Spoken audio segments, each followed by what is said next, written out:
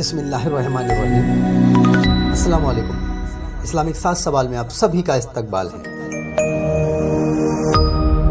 سوال نمبر 1، اذان ہوتے وقت بولنے والوں کی سزا۔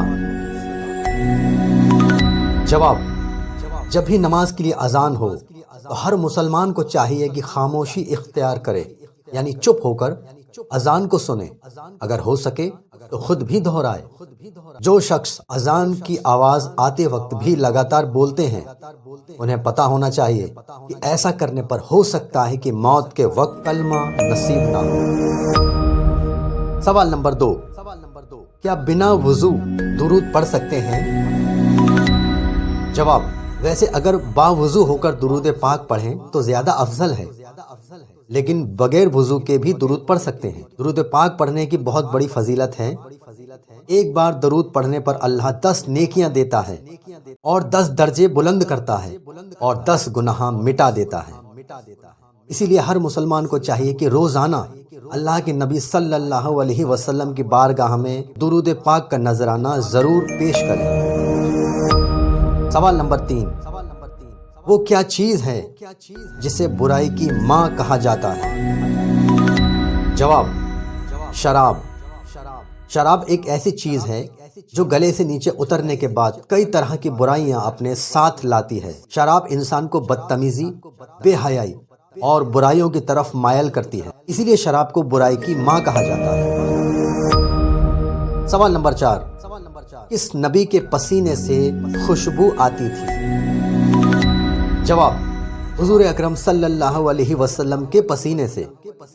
حضور کے پسینے میں وہ خوشبو تھی جو مہنگے سے مہنگے عطر میں بھی نہیں ملے گی۔ حضور مدینے کی جس گلی سے گزر جاتے تھے لوگ ان کے پسینے کی خوشبو سے پتہ کر لیتے تھے کہ اس گلی سے اللہ کے رسول گزرے ہیں۔ کئی بار تو صحابہ حضور کے پسینے کو شیشی میں بھر لیا کرتے تھے تاکہ جب کبھی گھر میں کوئی شادی یا خاص پروگرام ہو تو وہاں اس خوشبو کا استعمال کیا جا سکے۔ بے شک ہمارے نبی جیسا نہ کوئی پیدا ہوا ہے نہ کبھی ہوگا۔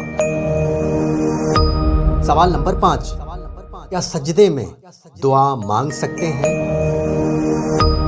سبھی حضرات ویڈیو کو لائک، شیئر، کمنٹس اور چینل کو سبسکرائب ضرور کریں تاکہ اسی طرح کی ویڈیو ہم آگے بھی آپ لوگوں تک پہنچاتے رہیں۔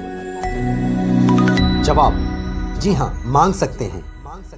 جب بھی اللہ سے سجدے میں کوئی دعا مانگنی ہو تو بہتر طریقہ یہ ہے کہ نفل نماز ادا کریں اور اس کی کسی بھی رکعت میں ایک لمبا سجدہ کریں، اور اردو دعائیں یا اپنی خود کی زبان میں جو چاہیں وہ اللہ سے مانگ سکتے ہیں، لیکن یاد رکھیں رکوع اور سجود یعنی سجدے میں قرآن کی آیتیں پڑھنا منع ہے۔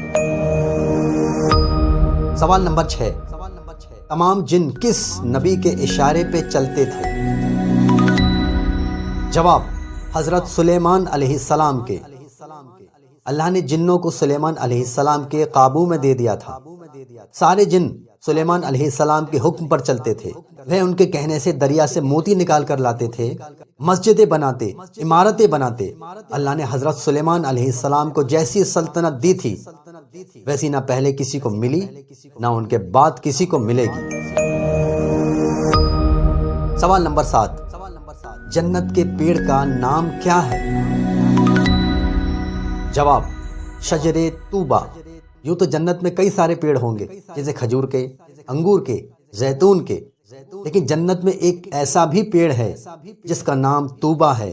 اس کی لمبائی چوڑائی کو لے کر اللہ کے رسول نے فرمایا طوبہ کی ایک شاخ یعنی ٹہنی اتنی بڑی ہوگی کہ ایک تیز رفتار گھوڑا 70 سال تک دوڑے تب اس ٹہنی کے سائے سے نکل پائے گا، اور اس پر اونٹوں کے برابر کے پھل لگیں گے۔ اللہ ہم سب مسلمانوں کو علم دین سیکھنے، سکھانے اور اس پہ عمل کرنے کی توفیق عطا فرمائے، آمین۔